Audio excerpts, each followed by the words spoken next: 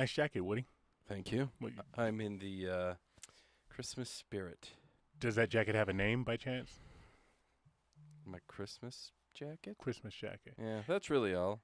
It's kind of cut like something a pimp would wear, so I thought I had like a ho slapping jacket or something. No. Next week is my ho one. Right. This week is this week's just gonna be. I like it. I don't know. It's comfortable as well. All right. Yeah. Are we doing ugly sweater for next week? Yeah, let's do that. You Yeah. try that out Yeah. and see how that works. Yeah, let's I only do have one ugly sweater because I'm So do so I. fashionable.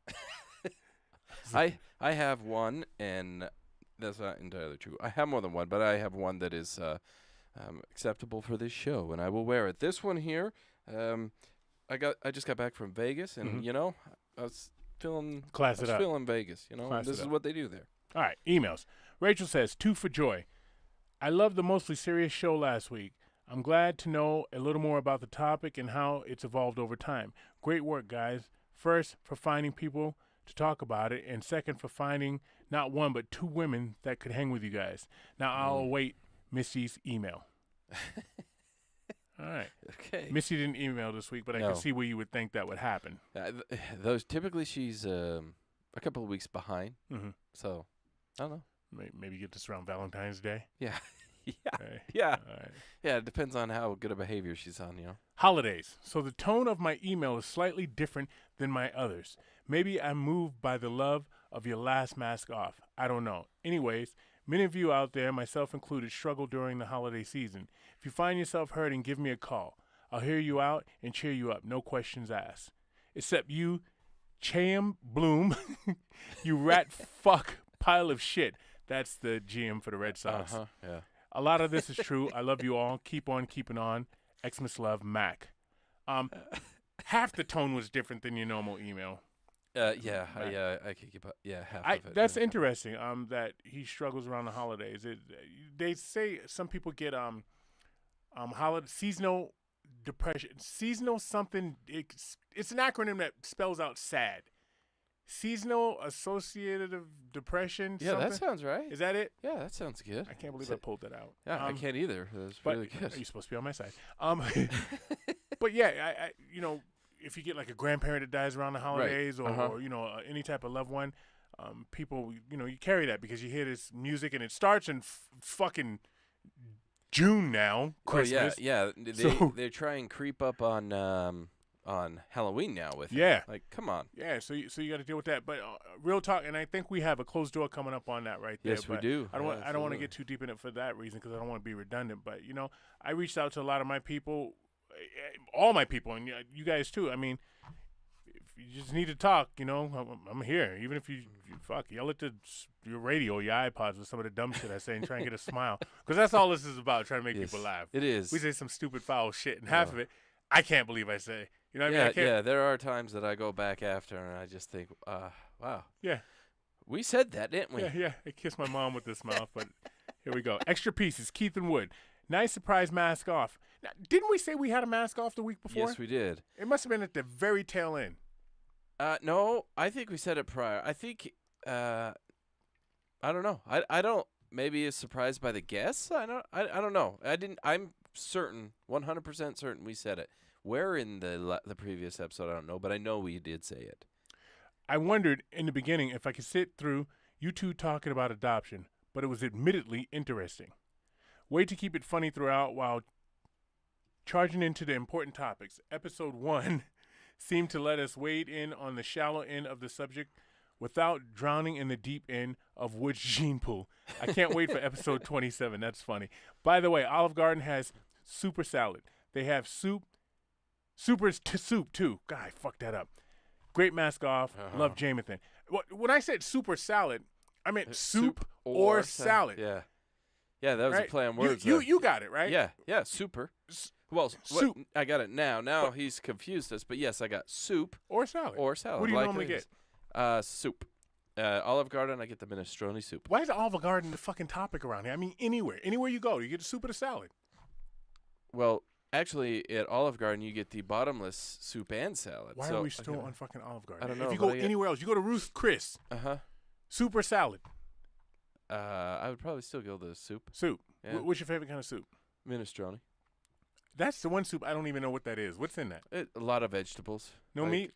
No. If you put meat in it, then it becomes stew.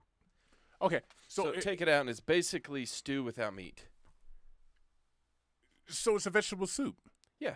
So why do they call it minestrone? Oh. All right. I'm not Italian. That's the end of the emails. That is the end of our emails, which brings us to our snaggles, which I'm having. Oh, I don't have a can in my hand. Would you have that, please? Yeah, here Por you go. favor. For favor. Yeah. I'm drinking the Big Wave Golden Ale. It is from Kona Brewing Company. And I had this when, if you remember a couple of months ago, I visited the West Virginia. And when I was out there, that's what I was drinking. Nothing says Big Wave like West Virginia. Which was really weird, but I was like, oh, I haven't tried that. I'll try it. And it's really delicious. So they do sell it here in Utah. So I got me some of it, and that's what I'm drinking. Here's my problem. Here's one of my problems. Here's a problem I'm fixated on right now. Okay. I get something, right? I get something, and I drink it all. Like I brought back all that cool Portuguese beer. Oh, yeah. And I just fucking drink it all. And now you don't have any. I can't, like my cousin Alicia, right? We used to make Nestle's quick, right? And you stir it up and you got all the thick stuff on the bottom, right? And I just fucking down mine. You know, like a coal miner just got off the fucking ship. I just down it. And she'd sit over there like a fucking English tea old lady just sipping on it. And she'd have hers half the day, which is disgusting because it was milk, so it warmed up. But she'd do it just to prove a fucking point and not give me any. And she was 2 years older than me, so when I'm 7, she's 9, she would kick my ass, even if I tried to get some. So I could never get any. But I wish I had one of those Portuguese beers, because they were so fucking good. And I'm not going to get one unless I go back over there. So with that, I'm drinking Big Wave Golden Ale, Kona Brewing Company as well, out of West Virginia? I don't know where it's out of Hawaii, Kona. Yeah, I imagine. Yeah, you'd like to think. Why it ended up in West Virginia, Utah, beats the hell out of me. There's no waves in either place. Got a point. Really. Yeah. So, anyway, now we're into the sponsors, which is first we're gonna go in reverse order. Well, kind of. Tiger Claw Tattoo. No, we always do that one first lately, haven't we? Whatever. I don't know. I'm in the woodshed here. I'm trying to get my shoes. Trying to get your bearings back. Yeah. No, I'm still a little bit confused, but Tiger Claw Tattoo. That you can flush the toilet, huh? that is. I filled up a glass of water. I was brushing my teeth or doing something, and I was being real sparing with the water. With the water? I'm like, wait a minute, I'm not doing this out of a jug anymore. I can actually turn the water on. I can wash my hands. Because I've been in a house that doesn't have any water, right? And you turn it on, and you see the fucking water pressure's low. So you grab that glass, right? And you try and turn it off and let the pressure build back up again. Yeah. You know what I mean? So you get that drink of water or brush your fucking teeth. Yeah. It's horrible, man. Yeah, so, no, there's plenty of pressure now. But anyway, Tiger Claw Tattoo, no pressure to go there. But if you're contemplating a tattoo, go see them, 801-410-4245. They are in Mill Creek, They have gift certificates? Yes, they do. It's Christmas time. Perfect Christmas. Perfect Christmas gift. You got plenty of people walking around with unfinished tattoos, right? Yep. Oh, I'm waiting for my skin to heal, or I'm waiting to save up some money. Get them a fucking gift certificate, man. Yeah, push them in the direction to go and get it finished up or get their first one if they're on the fence about it. Yeah, great place to get a first tattoo. Next up, we have MVP Jersey Framing, 801-910-7556. Christmas as well. I don't know if he does gift certificates, but, snatch that. Get your little baby's onesie, and, he just moved out the house, and some of you moms save everything, right? Get his little first grade report card and his little onesie and all that shit. You get their onesie, the shoes, and the first hair clipping. And get that shit and get it matted on an MVP Jersey Framing and send him out the house with it. So, he has something to remember you by. I don't know. I say him. Think about it. If your parents handed you that, you'd be like, is it money attached to this? Because I'm struggling. I'd tear the backside off. Okay, there's got to be money here. There's no reason they just gave me this fucking drooled on onesie, right? Yeah. Nobody wants that, Mom. Whatever. Something nostalgic for your kids or for your parents, man. Don't eat that shit up. And then last up we have Kick Rocks Clothing. That's KIKROX Clothing on Instagram, where I don't think he does gift certificates, but I'm sure he would sell you. Does he have a slogan? Slogan. No, I said it wrong the first time. Right, second time. Does he have a slogan? Like Kick Rocks, keep it hood, or Kick Rocks for the street, or for Kick Rocks. That's a great buy question. my shit. That's nothing a great like question. That? I don't know. He needs a slogan. We need to come up with a slogan for it. Okay. Yeah, but I like his wear. I like what he's doing. I do too. I think it looks great. It's stylish streetwear, if you will. I believe that's what he called it, and it looks great. So it works on us older, more wise and mature humans, and it also looks really good on the youth, and I think that's more of a target audience. Okay. Yeah.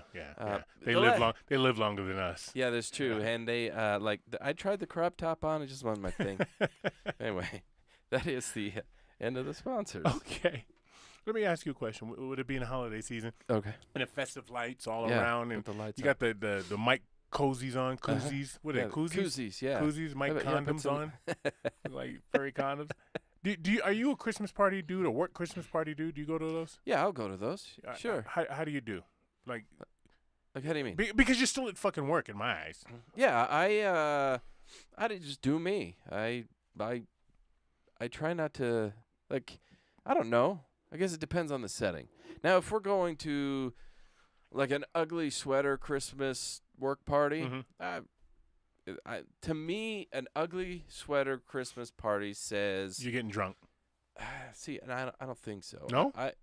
If you say come to the Christmas party, there's free alcohol, then yeah, that's happening. Ugly sweater. There's got to be alcohol. I would hope so. Yeah. But most that I've been to, it's more for like ha-has, and then you're on your way. Okay. And it's weird. I've been to a number of those over the last couple of years because it's the trendy thing to do. And Ugly sweater. yeah. Okay. And let's have an ugly sweater party, and then you hang out for a little bit, and then I've left because I've been bored. Like, this is stupid. That's work related. Or just ugly some sweater. work Okay. and ugly sweater in general. I have, but to go back to your question, yeah, I do. I go. I don't mind, because sometimes there's people that I've worked with or that were part of the same company, and I don't see them as often, and that might be one of the only times I get to see them, sit, chat, hang out, have a good time. So yeah, I don't mind going. But I like to think that I know when to pull the plug. When the that guy or that gal or somebody comes around that I'm just like, no, I don't want you to see this side of me, and you're trying to infiltrate my world here. Exactly. I know when to walk. I have no problem with an Irish goodbye. Okay. Love them. I do love them. But None whatsoever. you said something there. You said, I see people sometimes from the company that I don't see often. But there's a reason you don't see them often. If you wanted to see them, you'd make time to see them. Yeah, right? that's true. And then But it's also easy sometimes to do that and pass it off as, well, maybe I don't. Maybe I like them and I like seeing them, but maybe there's a reason I don't like seeing them often. Okay. And so in small doses, it's just fine. And maybe that dose is the perfect dose. Do you feel like you're still at work, though? Do you feel like the camera's on? Because I don't do them. No, I don't do I it for that don't. reason because I don't want to go somewhere and feel like I'm at work and they got an open bar. You know? Yeah. Because that's a problem. That's the kind of work That's two I different. would like That's to two have. different keys. Two totally different keys. You know what I Yeah, mean? well, yeah. And then you're gonna judge that Keith when Keith is sober. And I like to say, by the way, maybe a little bit eloquent, but you don't see that anymore. Yeah. Yeah, but I also believe that. See the guy drinking all the free drinks. Man. Yeah, I shots and shit. I guess I don't get so. I don't allow myself to get that loose and wild with that company. I go more for the company than I do the get wild. If I want to get wild, that's why I'm having my own Christmas parties, my own Christmas dinners, my own ugly sweater parties. Yeah. You know what I should do is I should start taking those 1 gallon Ziploc bags and just having the bartender fill those up with me. And I just store those in a bag off to the side, right? What difference does it make? Just go Mexican style. You put it in a Ziploc baggie, zip it up, flip it over, cut just the top one little corner or the bottom corner off. Yeah. And then you can just suck on that. That's what I would do at the house, but I'm saying the free alcohol is what I have a hard time. I mean, you go to It's weddings hard. with those free alcohol, man, and Yeah. you will stand in a fucking line. Yep. It looks like a conga line. You will stand in that fucking line, and then when I get up there, right? I think I've talked about this before. I get up there and I order like 8-9 drinks, right? And I'm leaving $20, $30, right? You get and you make sure they see it, right? Tip, yep. The first time up, you always tip. Then Yep. you tip hard. You Yep. tip them so fucking Oh, yeah. hard. And then you come up on the side after that. You don't have to stand in the line no more. You just, give him a little nod. And he's like, there's that motherfucker that gave me $30. Yeah. I'm definitely going to hook him up. Hey, this one's for you. They didn't pick this up. Or you try this or try that. You get that. You tip him a little softer this time. You'd be like, I'll be back. Yep. I'll be back. And you Yeah. go up again. Tip him hard again. Tip them hard again, and you're good for the night, man. They'll come find you for fucking drinks. Yeah. You thirsty, buddy? That's my mindset. So you go to a work party, open bar, problem. like, I could last. I mean, I got a high tolerance. I could last 4 hours, right? Being decent. You know what I mean? But a work party's not going over 4 hours. No, they don't go that long. So she tells you how often I go. No, a work party's not going to go 5-6 hours because the way I've seen it is this. So you show up, everybody's there, the greets, the talks. You start having those drinks, everyone gets a little loose. By the time 3-ish hours roll around, there's enough people because like that, they're like, it's an open bar. I'm going to go as hard as I can. And a lot of those people probably don't drink that much that often. So 3 hours in, they're done. They're checked out. They're passing out. They're sick. They're leaving. And so it dwindles down. And now you just have the sophisticated alcoholics that are sitting around having drinks. Oh, okay. Yeah, because we could go 4, 5, 6 hours. It can go. Yeah. So it works out. Like a seasoned porn star, huh? How's this guy fuck so long and then leave a gallon on her back? Oh, he's been doing this 16 years.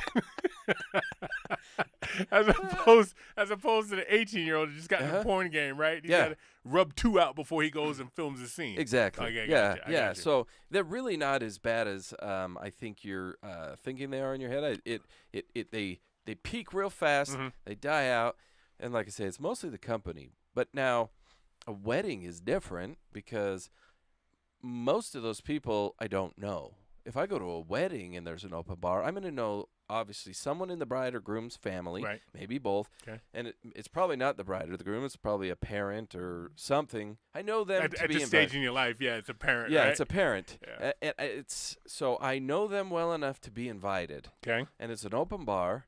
And now I'm like, you know what? I got nothing to do for the next 6 hours. Now, a wedding will go that long. A wedding after party will go that long. And it's expected that there's music going and there's an open bar and they need people to dance. I love to dance, so can you dance? Yes. Those are two totally different things. Loving to dance and being able to dance. Well, I can love to dance and dance like an idiot, but I also love to dance and can dance. Okay. So I dance all sorts of different styles, but then sometimes I just get to go act like an idiot on the dance floor too. Okay. So, yeah. Okay. Wedding open bars are fun because it loosens everybody up, and you're there to make a memorable time for the bride and groom and all their family members. But I've seen a lot of people go overboard with that, where they're throwing up in plants and the parking lot I've crying seen that. and shit. That's not my scene. If you're, let's say you're maybe, okay, you're not getting married, but let's say it's a relative of yours and you're in charge, of this wedding, this hypothetical wedding. You're in charge of it. And you see somebody. Nobody would put me in charge of a wedding. You have to know that. You've known me long enough. You have to know that. But if, let's just say for some reason you were. Popsicle stick fucking centerpieces and shit, right? You're not the decorator. So. Fucking aluminum foil for the wedding ring. Where did all the money go for this? To the alcohol. Yeah. Where do you think it went? Important stuff. So you see someone at that wedding or whatever puking there or passed out somewhere, or they decide that they can't wait and they're peeing in one of the pots of the plants or whatever. Do you throw them out of the wedding? Yeah, you gotta go. Yeah, I think if you're throwing up or you're peeing somewhere, you gotta go. Whatnot, bye-bye. Absolutely. Or if you pass out somewhere, it's a bad look for the bride and groom, I think. You gotta go. Yeet. But I've been in where like the bride or groom has gotten that fucking drunk. It's different. It's their party.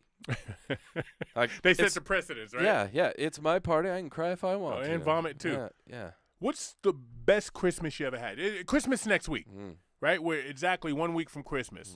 And unlike the other podcast guys, I just want you to know we record, so you'll get episodes. What have we done the whole time? We've done 2 rerun shows in our whole 6-7 year run.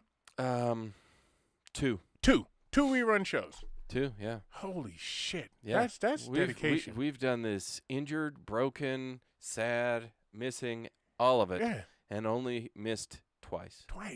Yeah. That's fucking awesome. I pat myself on the back. Nobody pat my penis. Don't pat it here, please. I'm close enough to you. I don't need it. What's been your best Christmas ever?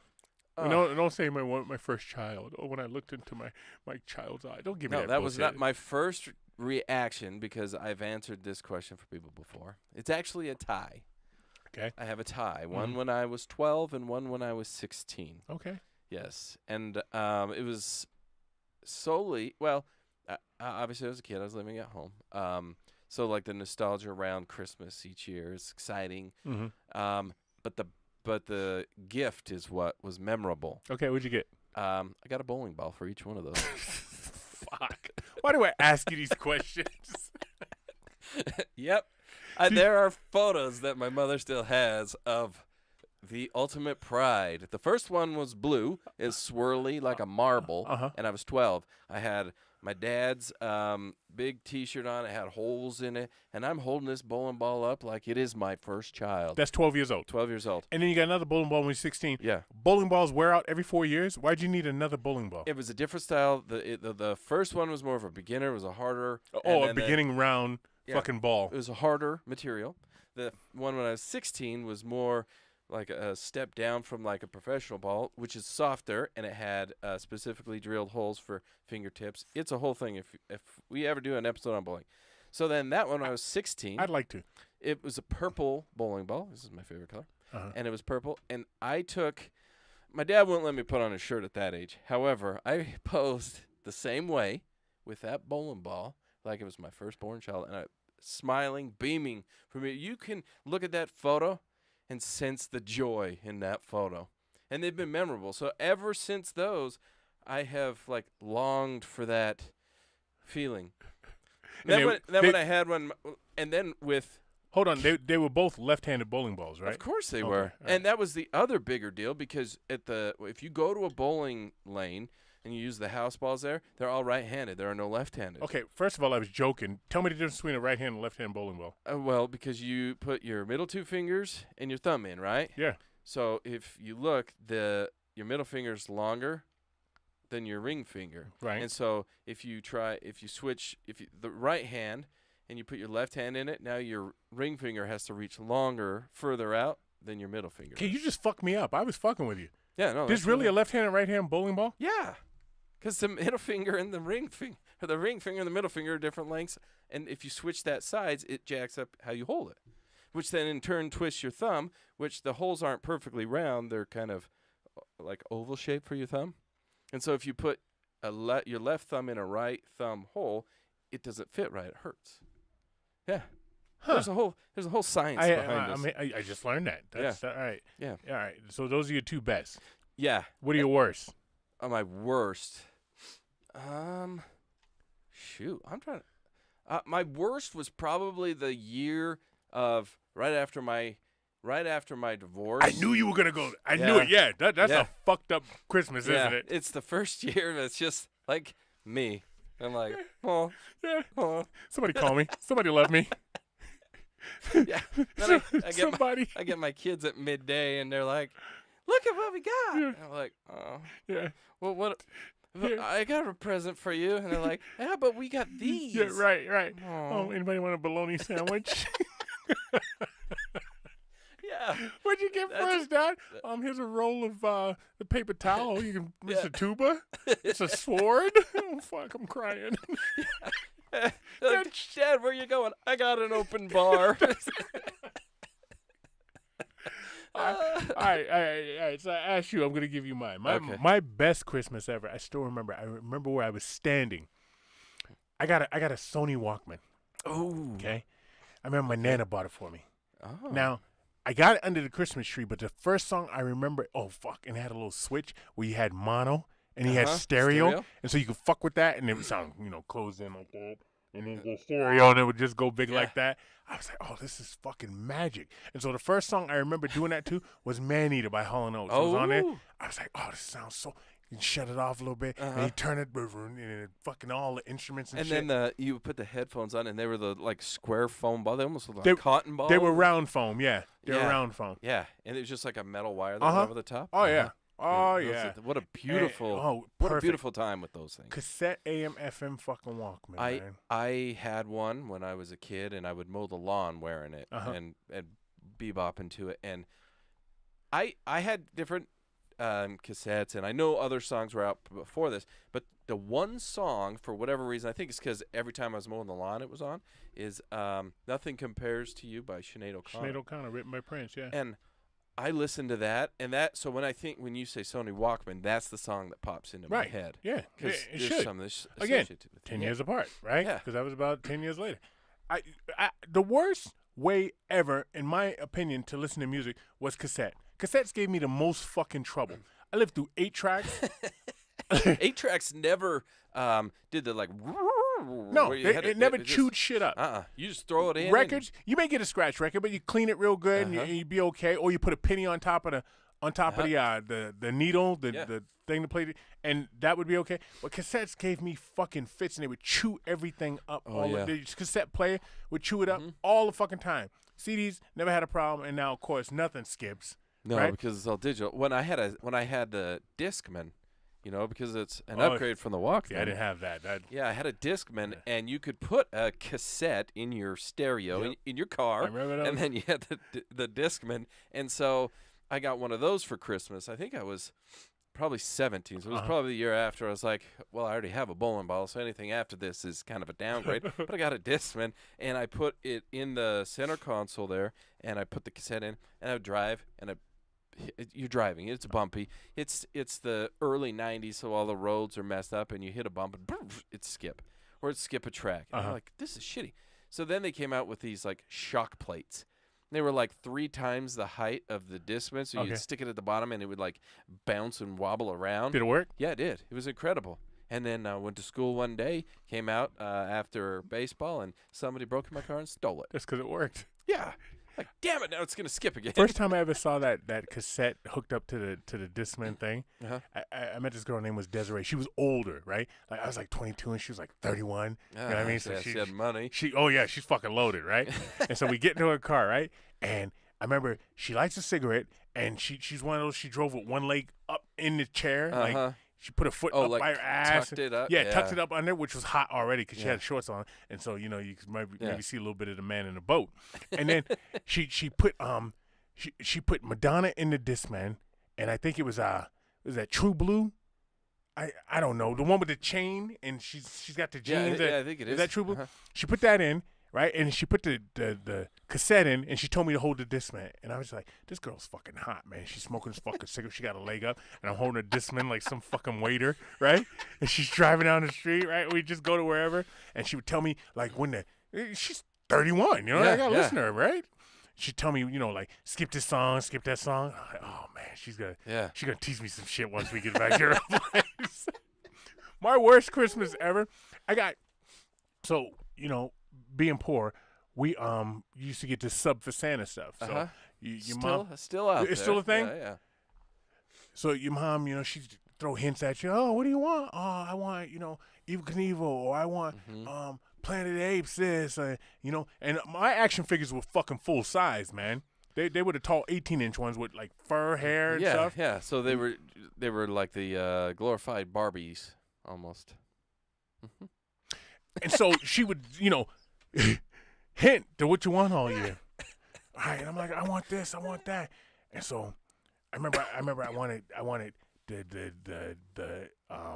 not G.I. Joe. I wanted the Evel Knievel, and I wanted the Planet of the Apes doll, and I wanted Etch-a-Sketch. Okay. Ooh.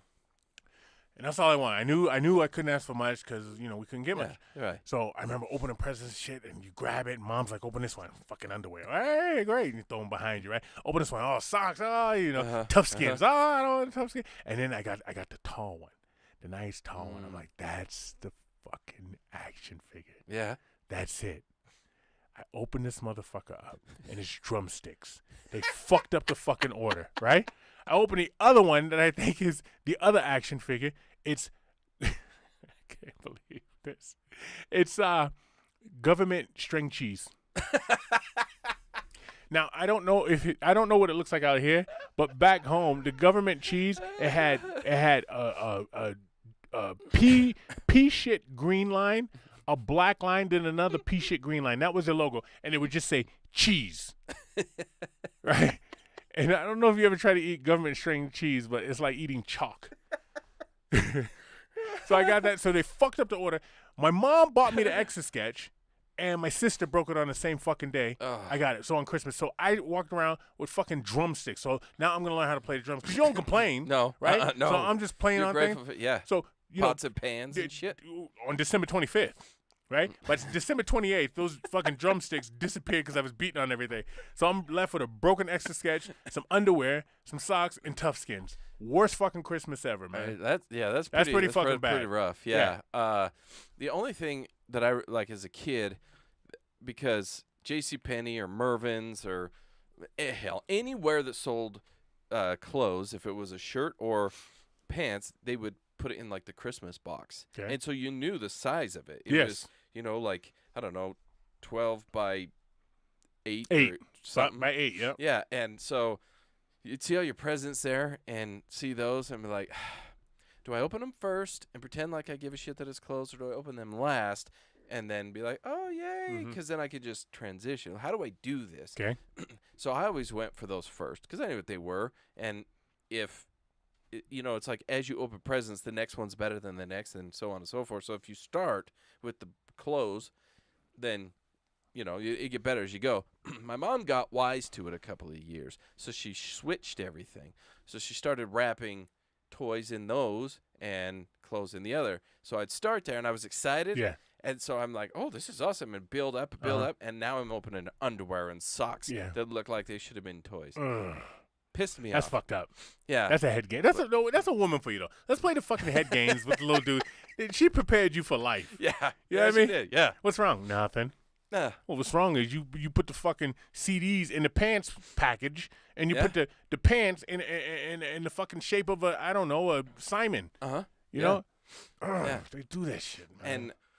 And to go along with, since we're Christmas theme and present talking here, the first 2 CDs that I ever got, I've probably shared this on the show before. First 2 CDs I ever got were on Christmas, and I got them, and I was so excited to get them. I opened them up, and they're what I wanted. I was like, holy shit. Was it one Digital Underground? No. Color Me Bad. Okay. Tony. Oh, I would have never guessed that. Tony, the revival, the first one? Yeah. 1990. Yep. 1990, 91. And so I think I got it in 91. Because Color Me Bad, I believe, was at the same time. And they both just came out. And my brother had a CD player.